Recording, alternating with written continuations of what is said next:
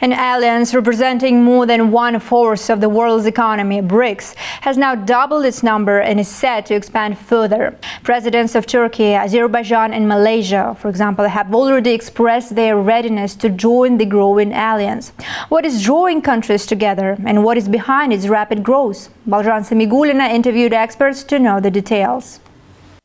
Leaders representing more than 40% of the world's population and 28.6 trillion of GDP assembled in the city of Kazan for BRICS summit. It was the bloc's first meeting with 5 new member states, as it doubled its membership to 10 in less than 2 decades of its existence. As the organization was set up back in 2006 with Brazil, Russia, China and India as the founding members, since then it's expanded to include South Africa, Egypt, Iran, Ethiopia, Saudi Arabia and the United Arab Emirates. While Riyadh is yet to formally confirm, several other countries have applied for membership, as Turkey, Azerbaijan, Belarus and Malaysia. Excellencies, we face the paradox that even as forces of change have advanced, some long-standing issues have only become more complex.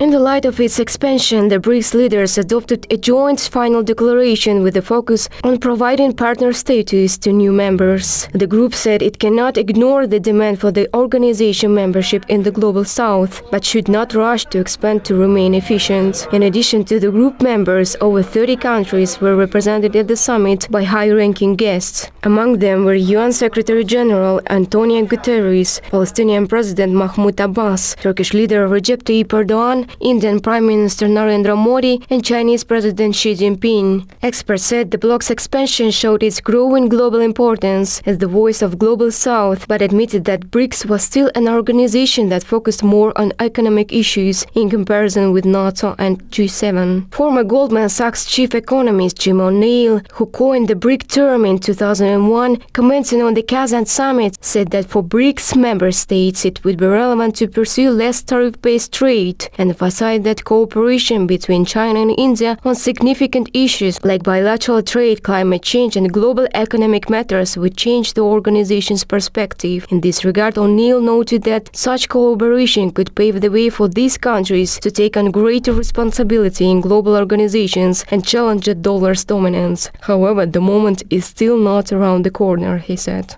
I get asked by many of their advisors, and of course I've met some of the leaders, and I say to them, why don't you try to make it clear what things you can genuinely achieve together? And there are some. They could do wonders about funding new vaccines or drugs for infectious diseases, which are a huge problem in many of the BRICS countries. They could do enormous things if they were serious about fighting climate change. And of course, linked to this rather slightly fanciful talk about some alternative currency to the dollar.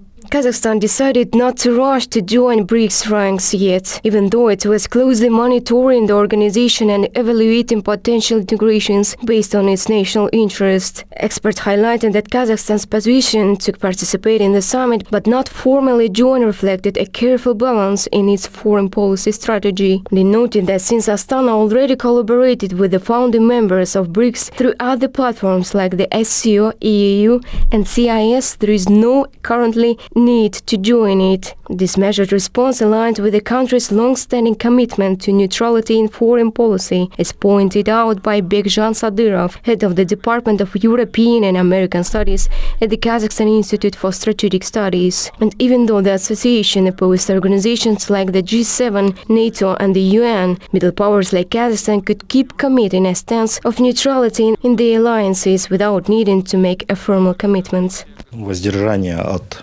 членства в БРИКС Казахстаном. Kazakhstan's decision to refrain from joining BRICS aligns with its multi-vector foreign policy. The aim is to maintain flexibility in navigating between East and West while fostering developing relations with key BRICS members, as evidenced by strong economic indicators. Additionally, there are concerns about how Kazakhstan's membership could alter the perception of BRICS, which some experts view as an opposition to the West. Kazakhstan already collaborates with member states on various platforms, addressing relevant regional and continental issues without needing formal BRICS membership, so there is no increased need of joining it at this stage.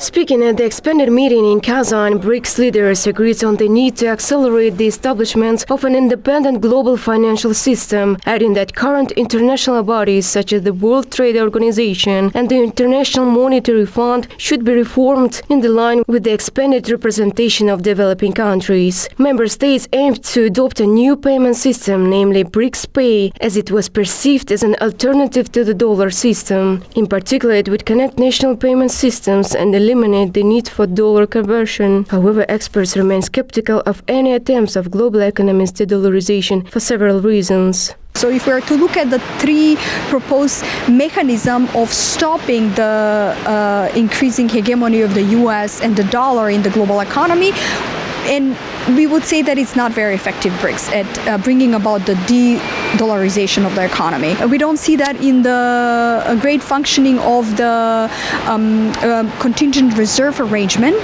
The dollar plays a big role there, and we don't see actually any mechanism through which these countries would issue maybe bonds to underscore the credibility of a unit account that they would create. I don't see any attempt going in that direction.